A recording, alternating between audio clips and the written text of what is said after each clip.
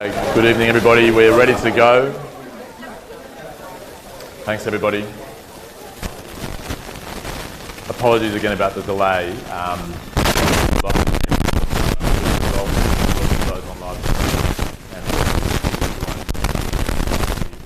Aqualand slave showroom and welcome of course to the 2023 Property Outlook hosted by Aqualand. My name is Andrew Coward. I will be your MC tonight. Before I get started, I'd like to acknowledge the traditional owners of the land, the Cammeraygal people of the Eora Nation, acknowledge the elders past, present and emerging. Now, obviously, we are a little behind time. If I just grab a little bit of quiet in the room, please. Sorry. It's a little bit hard with the live stream and making sure that those on the screen can hear us as well. But we have got quite a jammed Outlook event tonight, so I'll get started.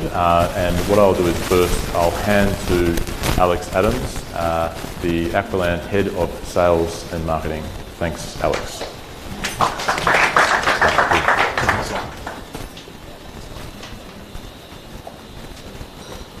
Should be good.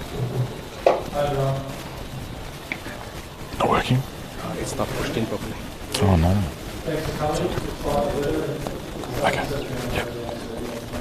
Is it broken?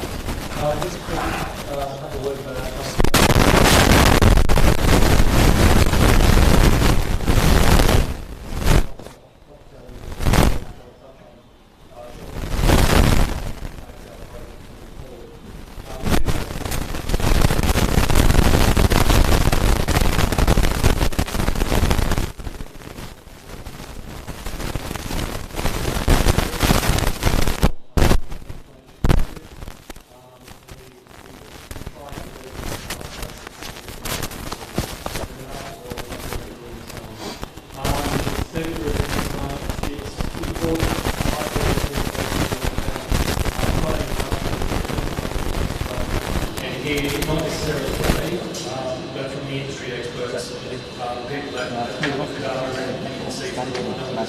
But we're keen to hear about the market, the good, the bad, the ugly, and to decide what media is these days as well. So that's it from me. Thank you very much for coming tonight, and I'll pass it on to Andrew. Thank you.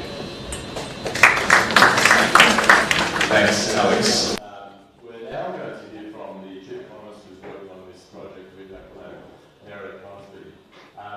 You may know Nerida. She's a well-known economist that was only on ABC earlier this week and also is on Channel 7. Nerida is the Deputy Chair of the Construction Forecasting Council in Australia and is also a member of the Australian Taxation Office Foreign Investment Stakeholder Group, it's a bit of a mouthful, and is on the South East Queensland Housing Supply Expert Panel as well. She regularly provides updates on property market conditions to major government bodies.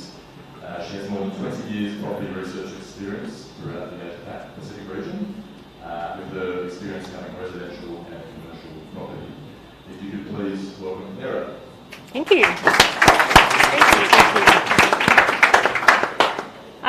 So good to be here tonight. A very different market from the last time I spoke for Aqualand. It was 12 months ago, and we'd just come off the biggest price growth we'd ever recorded here in Australia, certainly here in Sydney as well. So today, we are in a very different market. I think 9 interest rate rises will do that. It has really put a bit of a stop to this incredible price growth we saw. Perhaps not a bad thing. I think one of the things is it is the downturn we almost did have to have, because if we didn't, the median price for Sydney would have hit about 2.5 million. So a lot of affordability problems there if it kept going. Good news is it does look like we are at the peak of inflation now. That means that interest rate rises will hopefully slow down from this point forward. In terms of property, what we have seen is that the month-to-month declines have really slowed down. So the absolute worst decline was seen in June last year. There was a lot of uncertainty in the market at that time. But last month in January, we saw only a really small decline in Sydney. So things do seem to be turning around. We do have population growth back. The economy's back. We've got a really strong employment situation. So there is a lot to be looking forward to in Australia with property. And certainly a lot to be looking forward to here in North Sydney and some of the amazing changes that are taking place. So I'll talk through a lot about the market in North Sydney, but also the incredible investment that's taking place and what that will mean to Aura and the outlook for the market here. So in terms of North Sydney now, hopefully you can see that. I have written a piece as well that will be available to you, but North Sydney is a very, very successful office market. It's one of the biggest in Australia. It's certainly one of the biggest suburban markets in Australia. It is a very vibrant market during the day, but there was a recognition by council that while it was great during the day, it wasn't much fun at night. And as a result, there has been a lot of plans that have been written. I'll talk through those plans in a sec. And there is a lot of investment that is taking place. So the investment is taking place by government. Obviously, government only has so much money, but by extension, that means there has been also a lot of private investment as well. So I've got lots of information, lots of data on everything that's taking place. So overall, in terms of unit prices in North Sydney, you can see here that, like the rest of the market, they have dropped back. We have seen a decline in value since about February, March this year. So pretty much in line with what we've seen in Sydney as a whole, Australia as a whole. We've seen pretty much every market decline. But importantly, long term, the North Sydney apartment market has been a solid performer. So if you have a look there over the past decade, we have seen a 70% increase in value. There is a saying that house prices double every 10 years. It's not true. They don't always. Some periods they do double, other periods they don't. But the fact that the unit market here has reached a 70% increase in 10 years does make it one of the stronger performers when we have a look at apartment markets around Australia. Lots of things that have been driving it.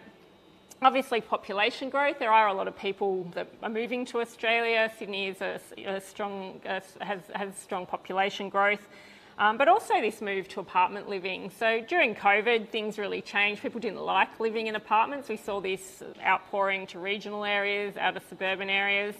But what is very clear is that people are moving back, and places like North Sydney, a lot of inner suburban areas are doing really well because they're fun to be in again. There's just lots of great cafes open, there's great restaurants, entertainment is back. So there is really this drawing back of activity.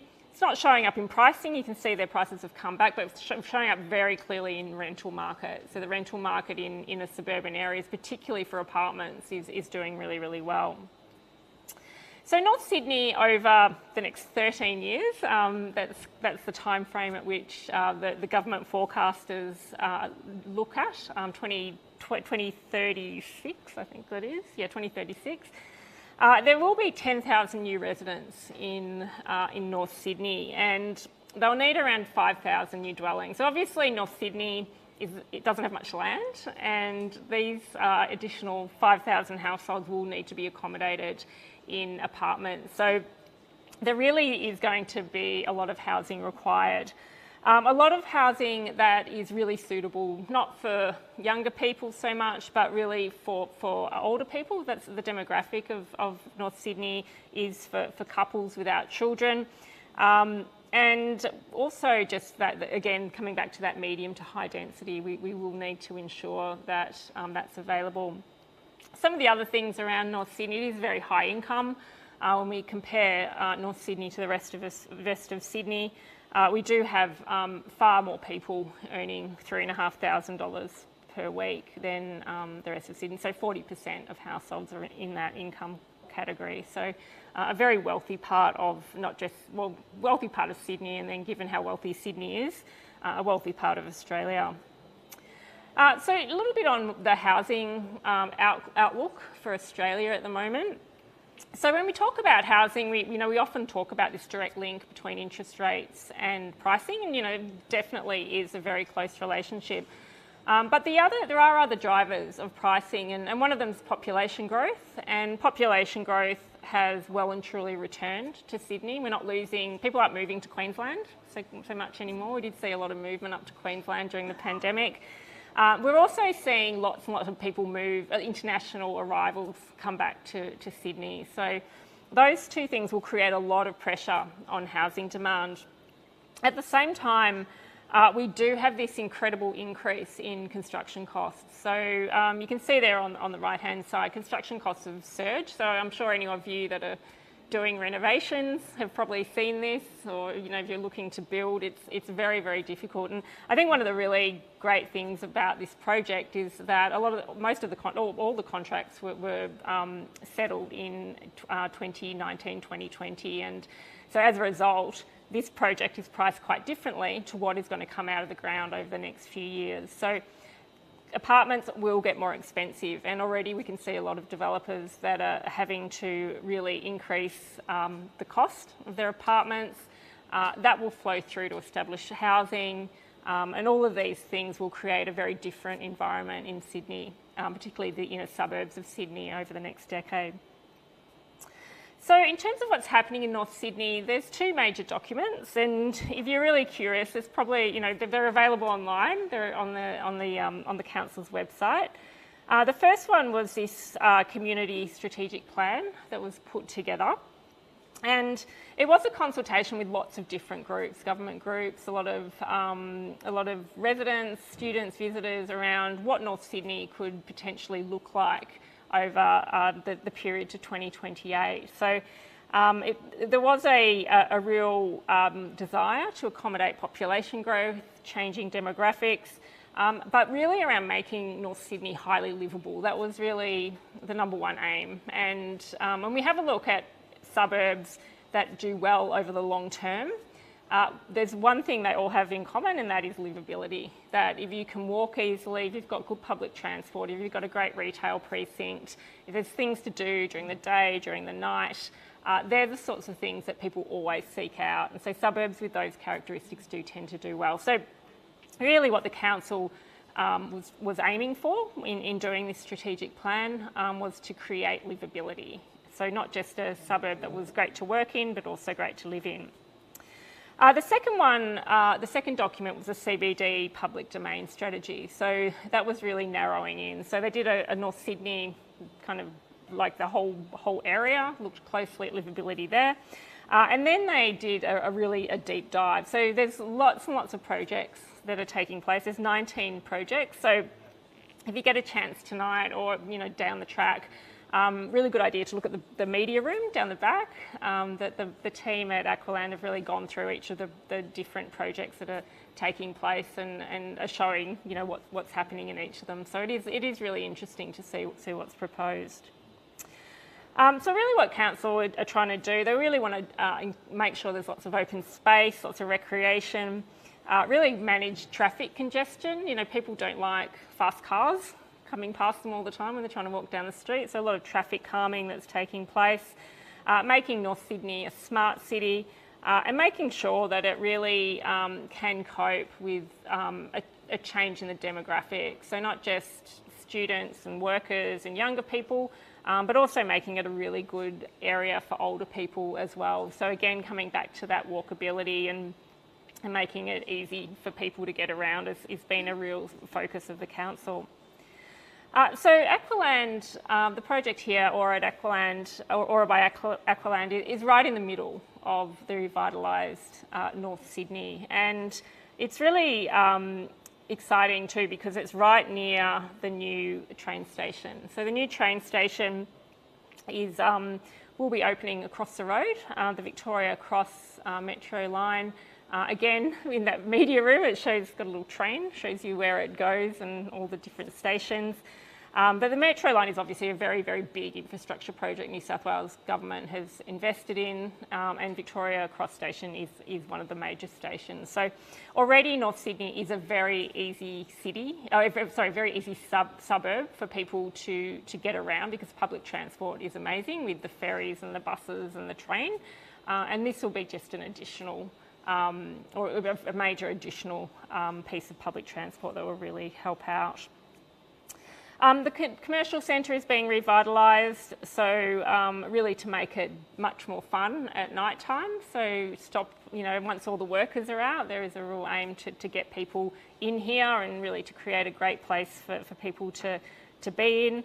And also really concentrating on making it green and leafy. So another thing with livability, people do like green cities, they like trees, they like open space. So that is a real focus in making sure the commercial centre doesn't feel like a high-rise concrete jungle, which is not generally a pleasant place to be walking around. More open space and tree coverage. Some really interesting proposals that are put forward by in both the commercial strategic plans. One of them is for a Sydney Harbour High Line, so a little bit like the project that is in New York, the very famous High Line project. There is a proposal to do that. There's even a major proposal to put a whole big park over Warringah Freeway. So if that happened, it would be pretty amazing for the area, but obviously, a very, very major project. But this is, this is some of the visions and some of the projects that have been costed in terms of making North Sydney quite different to what it has been in the past. There's also an increased focus on arts and lots of events. So hopefully not this busy every weekend, but having lots of really fun things to do on the weekends is also a focus by council.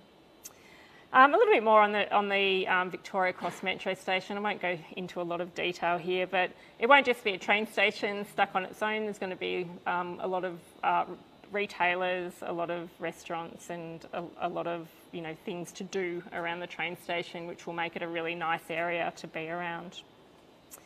Lots of high priority projects. So again, lots of detail here. We have got them.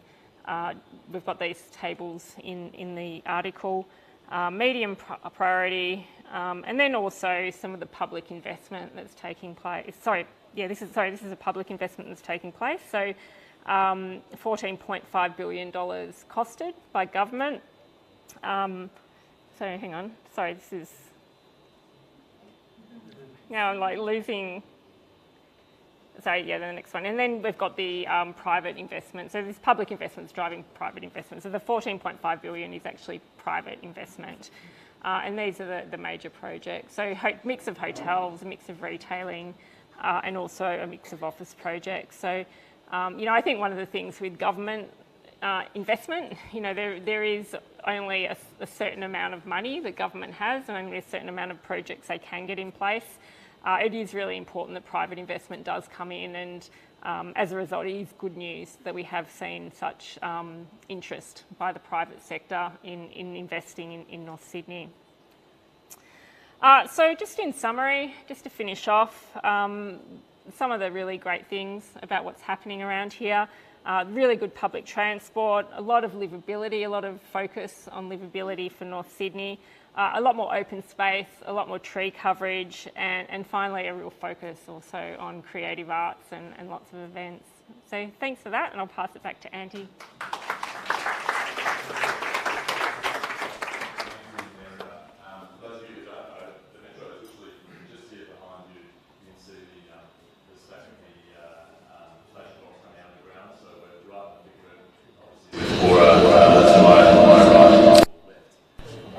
Thank you again, that was an interesting presentation. I'd now like to hand over to Peter Escher. Peter is a Forbes-featured business leader.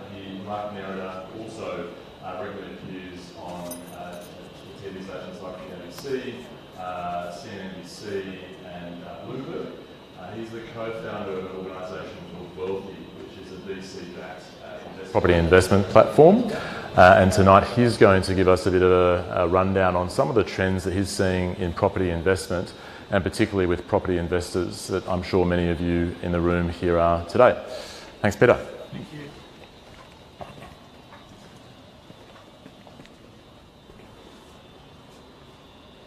All right, good evening everybody, and thank you very much for coming tonight. It's great to be in front of you all. My name is Peter Escher. I'm the co-founder of an organisation called Wealthy. We're a property investment business. We talk to a lot of investors, and what I want to do tonight is relay some of the themes that we're hearing from investors, particularly at a time like this, where we've seen significant interest rate increases. There's a lot of uncertainty in the market, and I want to share with you what investors are asking and what they're actually doing. This is just a bit of a glimpse of our community. We're a business that has really evolved out of our background from wealth management and investment management. We're backed by some great partners, and that allows us to go out and really use data and use that data to interpret investment trends. My background was in the stock market a very long time ago. When I was 23 years old, I sat down with my grandmother, who had never been to school. She was married when she was 16, and she said to me, "What do you do?" And I said, "Grandma, I work in the stock market." And she said, "What's that?" And I said, "Like business." She said, "Oh, you have a business, do you?" I said, "No." She said, "Look, have you bought a house yet?" And I said, "No." She said, "Go and buy a house." And Grandma's advice, as simple as it was the best financial advice that I was given in my life. Today we have a community of more than 8,000 investors that read our research, that work with us and our team.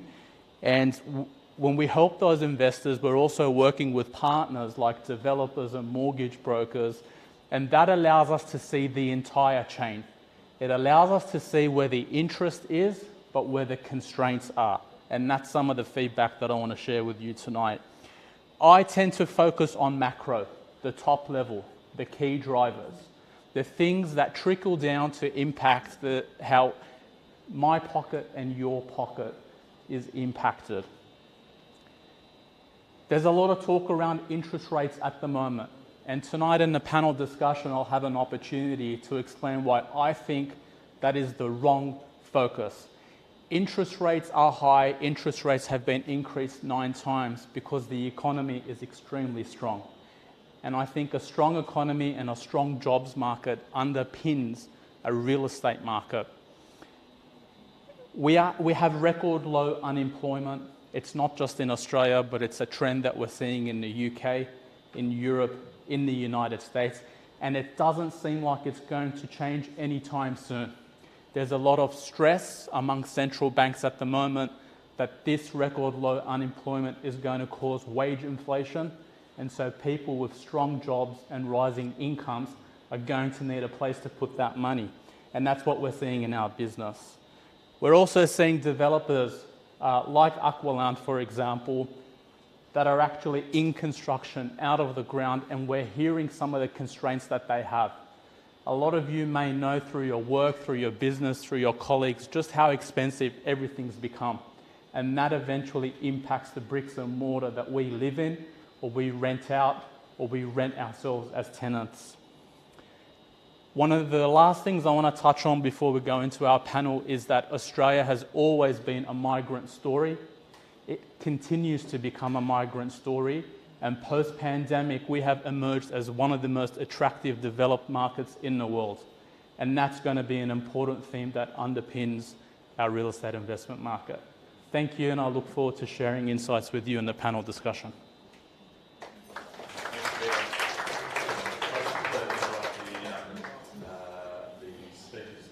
A seat at the panel zone. I'll give you the mic first, Nera, if it's okay. Yeah.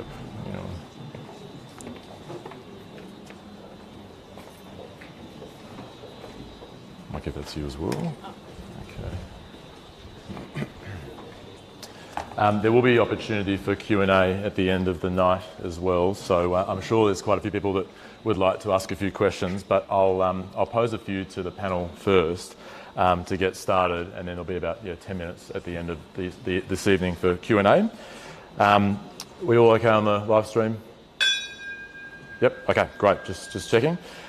So obviously very pertinent tonight having a discussion about economics and interest rates with the 9th straight record increase in interest rates as of Tuesday, that the RBA increased by another 0.25%. So first question to Nerida, with that interest rate rise announcement, what's the likely impact on the housing market in the sort of immediate, short-term and long-term future? Well, it obviously has had a very quick impact on the property market. So Sydney house prices started declining in February. So it was before the rates started increasing. But I think most of us by February knew that things were going to start moving in that direction, moving upwards. I think it has shocked people. You know, the average home loan I think is $600,000. It means the average household spending an extra $1,000 a month on home loan repayments. So, you know, that's money that has to come from somewhere. It's coming from savings. People are spending down their savings. There's people who are no longer spending on other things. So things that did really well during the pandemic, like boats and really nice cars. You know, people aren't buying those sorts of things. And for property, it has obviously led to a very sharp downturn in pricing.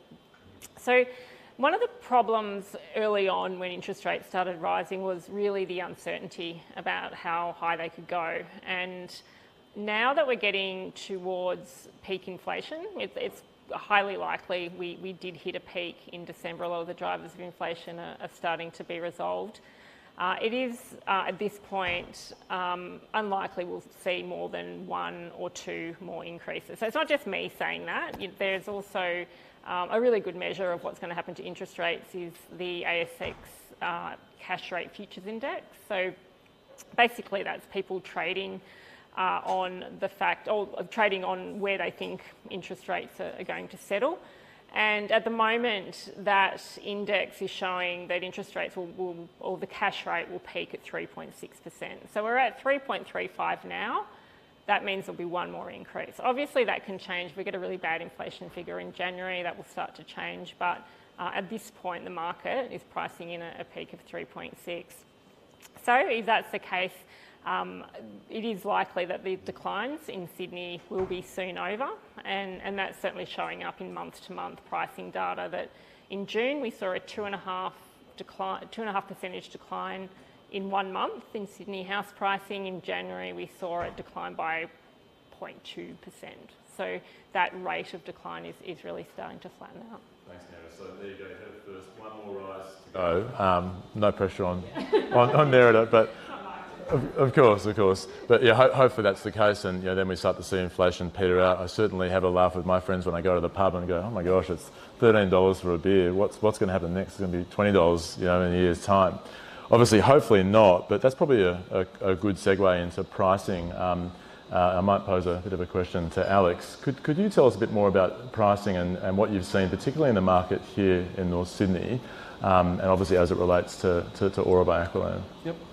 So I think I've obviously monitored the market. I'm no economist, but obviously I've seen exactly what Nera is talking about as well in regards to general real estate from a macro level as well. From a micro perspective, just looking at Aura or discussing Aura specifically, we're in quite a unique position as a business, and we treated this, and this was well before the pandemic as well, so it wasn't like we fell into a pandemic and then we changed our strategy completely.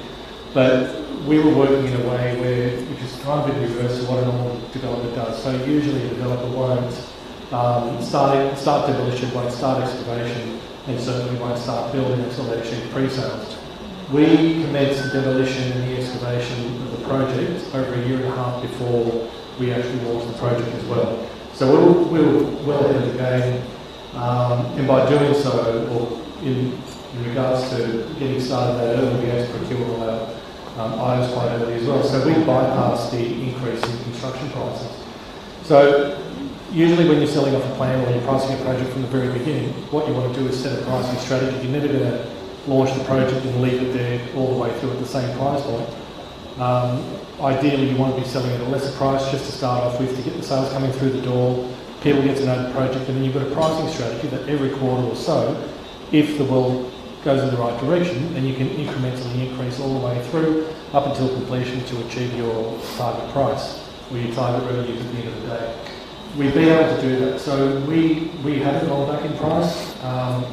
The other advantage I guess we have in our location here is that due to the increase in the construction costs, and there really isn't that much land being sold around as well, and there aren't that many developers in this current market or in this current cycle that are willing to take a risk and buy a site and try and procure materials for a project at this insane cost, because they've got to build that into their prices, and what that actually does is make the apartments unaffordable or way out of what the market would actually be able to achieve. So we don't have the competition at the moment, certainly not within North Sydney. Further on Pacific Highway, we do in St Helens, but it's a totally different market there as well. So our closest competitor would be our own project at Blue Under the Bay, which is almost sold out. So once we sell out of that as well, we'll have to keep focusing on this project. But so far we've been going forward, certainly not backward.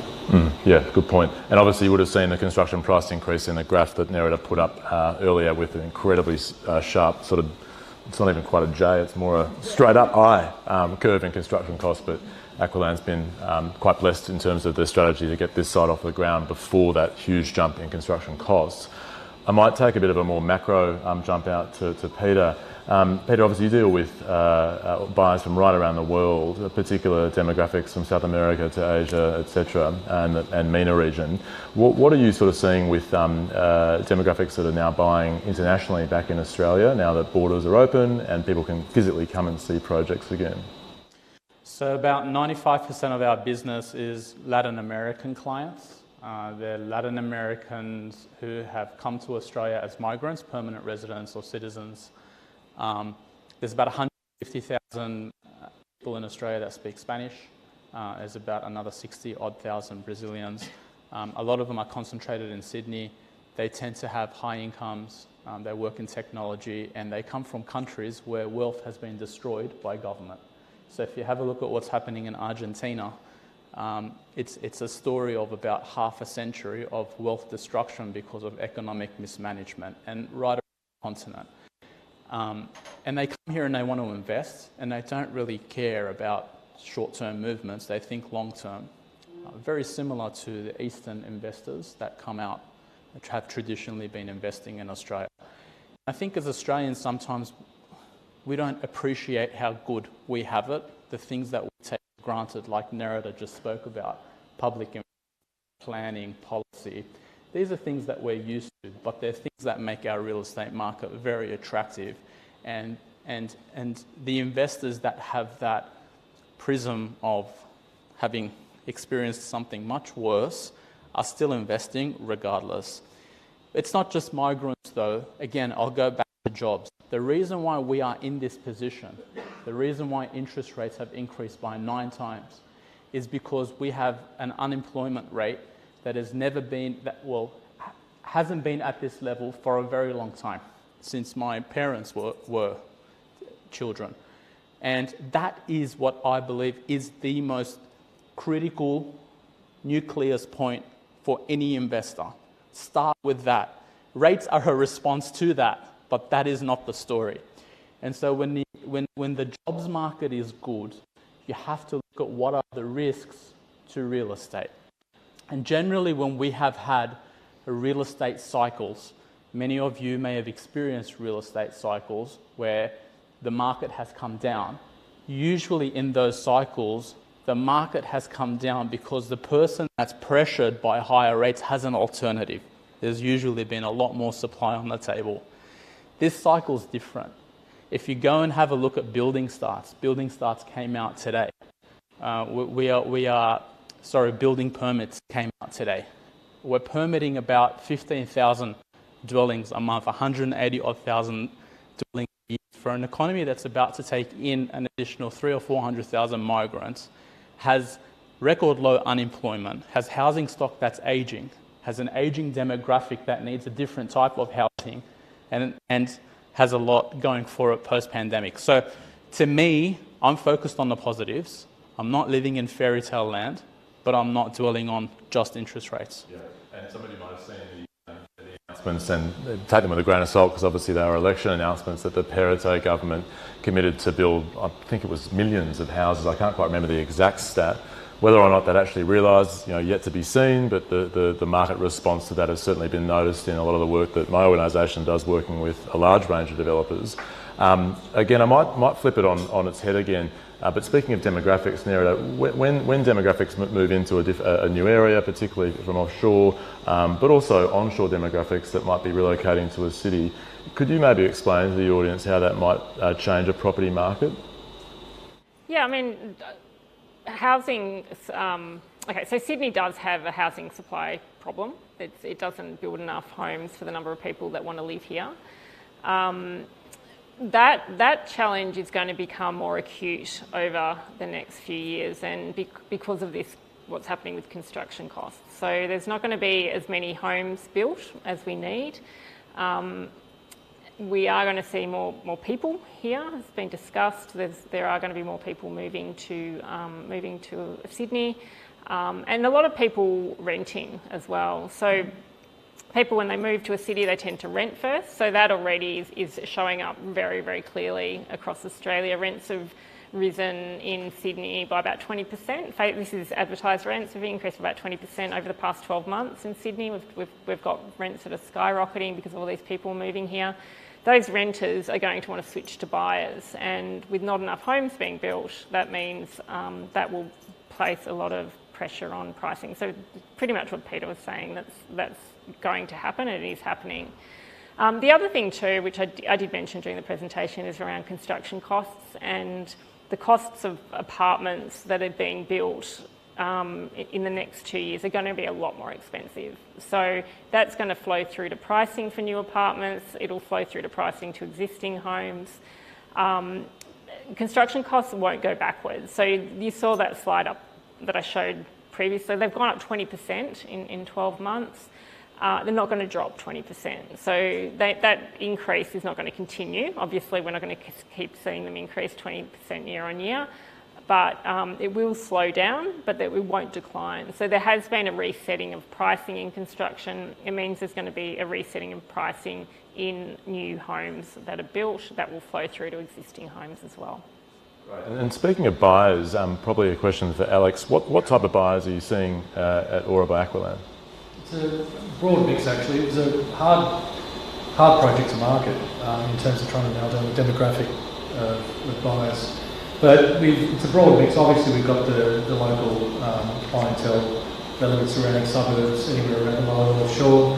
A lot of buyers from, so we call it the Golden Triangle, going all the way up Pacific Highway, even as far out to the northwest, as well as a substantial number of buyers that come through there. We are, interestingly enough, which I've never actually experienced in the north, getting some buyers coming from the east.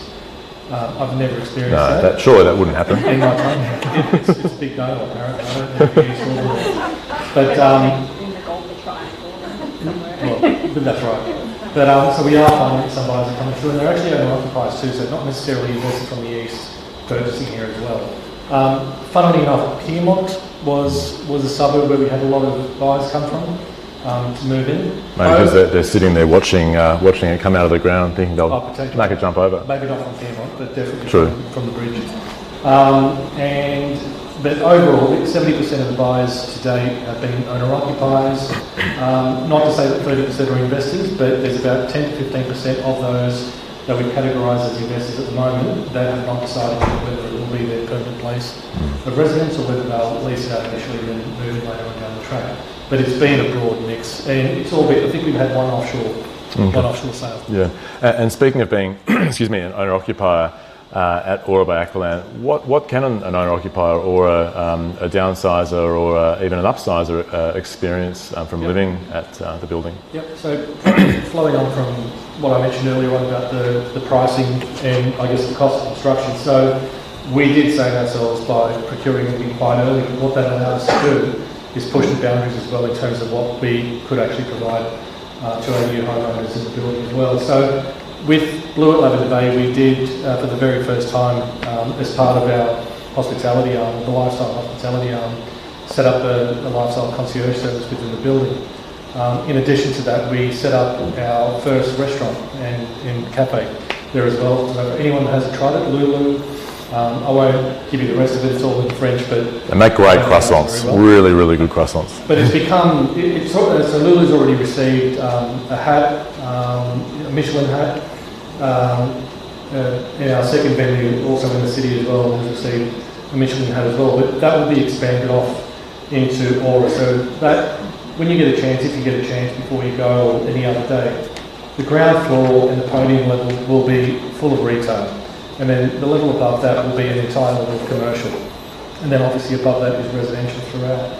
But the retail levels is, as opposed to building the retail and what you normally see when you're driving through a residential building that's just settling and you've got people moving in, and usually you've got the retail spaces and they've got coverings from the inside because there's no retailers there. And they're actually not there for quite some time, and eventually they get leased out, and In a worst case scenario, you get a 7-Eleven in there. In a best case scenario, you might get a good cafe. We are actually retaining the retail. It's going to sit under our hospitality group, which is Eddie Projects, and we're opening up and will be open, if not when the building settles shortly after that. A promenade, a high-end Japanese restaurant. Guys, throw something in if I forget as well. There's an all-day LA-inspired diner, a wine bar, and I'm looking at the development director. Cafe. And a cafe as well. So they will all be run by our hospitality group, anyone as well. So we can ensure that the quality is going to be fantastic, and we're extending that concierge service into Aura as well. Yeah, great. Thank you. I might throw out to questions and answers from the room, but before I do throw to the room, we did have one question that was submitted via email prior to the event, which I'll ask the panel. It was specifically a question about price and value growth for 2 and 3 bedroom apartments in North Sydney. And to that end, the question was, can the experts discuss projected property growth on price and value for 2 and 3 bedroom apartments here in North Sydney? Any first thoughts? Yeah, so again, I'll talk specifically about what we've just experienced most recently. January was, well, what is normally a very dead and quiet month for any real estate agency or any developer trying to sell apartments, because usually you've got the conveyances that are closed up and you've got the agencies that are closed up for an entire month. We had our best month in January that we've had since the day of launch, which was in December 2020. February has the trend for February is actually better than January as well. So what we're finding is that the 2-bedroom apartments are obviously selling well. The 3-bedroom apartments, we always knew they'd be very popular. So we increased the number of 3-bedroom apartments probably in 2019. So initially we had a minimal number of 3 bedrooms, which is what everyone traditionally did. And then what we also did is incorporate 4 bedrooms. So we've got 14 quite large 4 bedrooms, not including the penthouses on the top of the building as well. But we're finding that 4 bedroom sales and 3 bedroom sales have dramatically increased, especially since around about September, October last year. And 2 bedrooms have always been extremely popular. The benefit to what we've got going on at Aura is that the apartments are, and I hate using this word, but there's no other way to describe it, they're oversized. And then people say, what's oversized? Well, you look at the average sizes of apartments. A 2-bedroom is normally 80 to 85, 3 bedrooms normally about 100 to 110, and 4 bedrooms they're far few between, but our 3s are at about an average of 135, sorry, a little bit more than that, and our 2 bedrooms are closer towards 100 square metres internally on average. And Nerida, do you have some thoughts on that? Yeah, I guess the first point to make is that North Sydney is obviously a very different suburb from places like North Ryde and Parramatta, Pyrmont, Ultima. You know, those are the areas we do see a lot of demand for smaller apartments. There's a lot of students. You need cheaper apartments, but North Sydney isn't like that. We don't see a lot of there's a lot of students, but it's not a student market as such. Also, it's very wealthy. If you have a look at the demographics, it is a very wealthy suburb. And also, too, the changes in the way that people are living are quite profound in the inner suburbs of Sydney. Trying to get a family home on a single block is very difficult. It may, you know, there's heritage overlays to try and change homes and make them livable. Also, the things that downsizers want are quite different. The downsizers don't typically want to downsize from a big family home to a 2-bedroom tiny apartment. They want to downsize to something that's pretty comparable to what they were living in, but they can lock it up and they can put their car in the garage and they can go overseas and do other things or head down the coast or wherever they've perhaps got a second home, and that's a type of buyer too that is very prominent in certainly in a project like this, but also prominent in beautiful suburbs like North Sydney. Thanks, Nerida. Does anyone have any questions they'd like to ask the expert panel here? Yep. Question to Nerida. You mentioned that we have expecting maybe 1 or 2 more. Just turn on. Lights on. Sorry. You mentioned you were expecting maybe 1 or 2 more increases. What do you think is going to happen after that? Do you think we'll see coming years a decrease? point they'll decrease. So, you know, I think once this inflation issue is under control, then it will be quite a different economy. As to when, I mean, you know, I don't know for sure. I do think they'll start to flatten out this year, and then if the economy, if I suppose worst case, they've gone too hard. I mean, too hard too quick. They shut down the economy. They're going to have to reverse it really, really quickly. So that is worst case. You know, Australia's in a very different economic position to say the UK at the moment. With, you know, even New Zealand. Looking at New Zealand data now is looking pretty shonky because they have increased rates too quickly. But in Australia, yeah, I think particularly if we start to see rising unemployment, that will be worrying the Reserve Bank. As Peter mentioned, we are at a 50-year low with unemployment, so it's still pretty tight. Or, you know, people dramatically stop spending, or, you know, we start to see some, not signs of recession, but of a dramatic slowdown. At that point, they'll start to reduce them.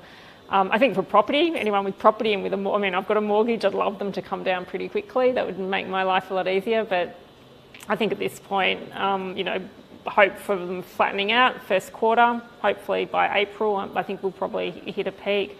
And then at that point, stabilisation, and then perhaps end of this year, we might see them start to decline a bit. Thanks, Nerida. Hopefully that answered your question. Any more questions? Oh, gentleman here on the left. Thank you very much. I think maybe a question for Alex. Just wondering, when you're building properties and building residentials for the future, what are the considerations for building it sustainably, or is there allowances? I know North Sydney, it's very hard to get car parking here.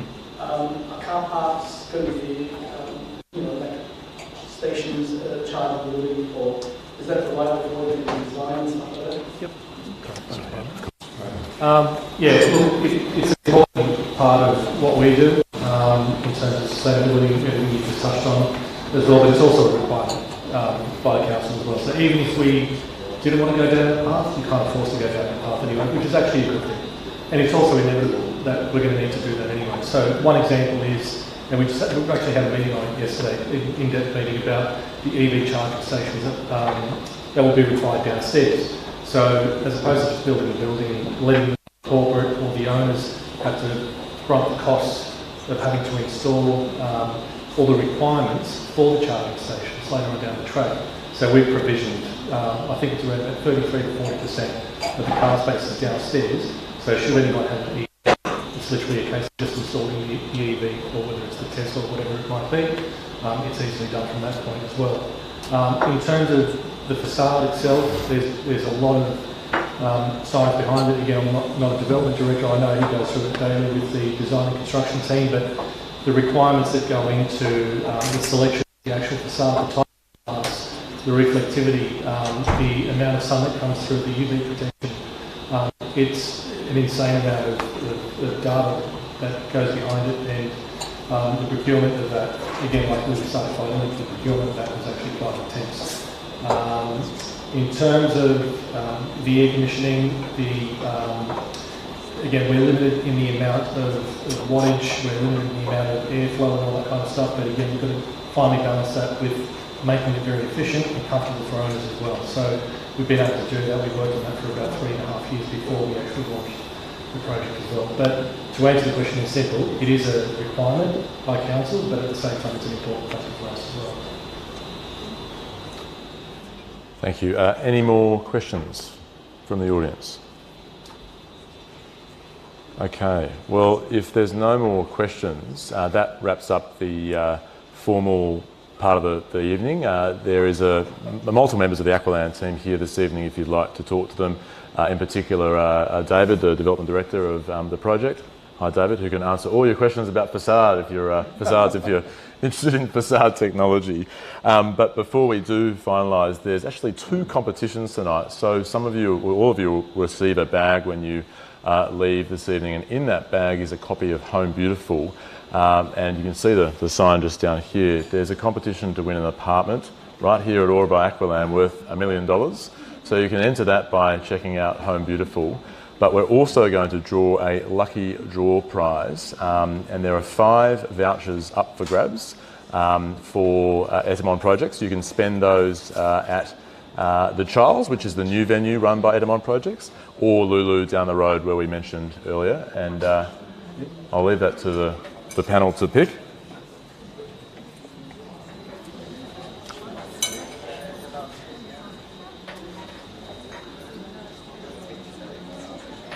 Okay, first one.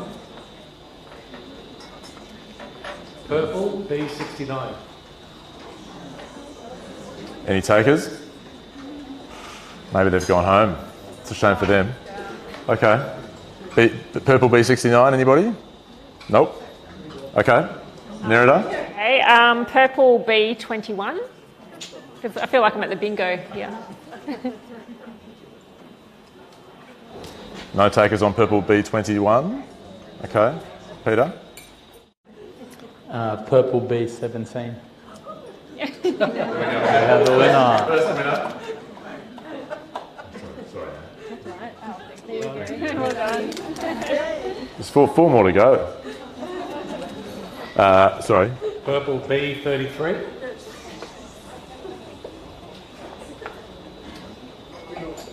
Purple B33. Nope. Okay. Nerida? Purple B4. We've got a winner. Yeah, we've got a winner. There we go. Purple B34.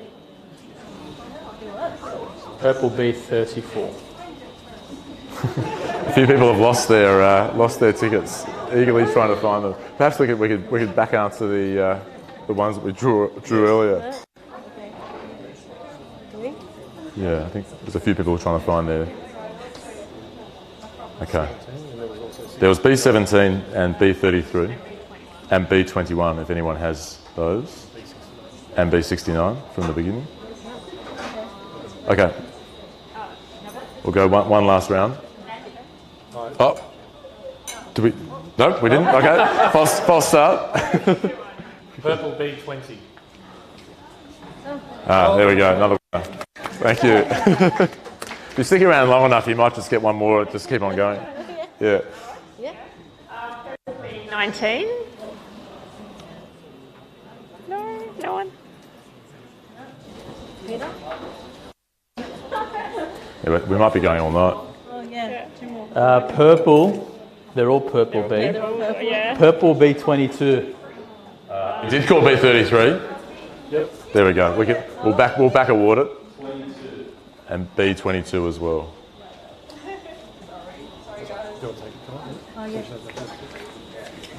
you want to pick the last one? There's one more to go. So there's one more to go.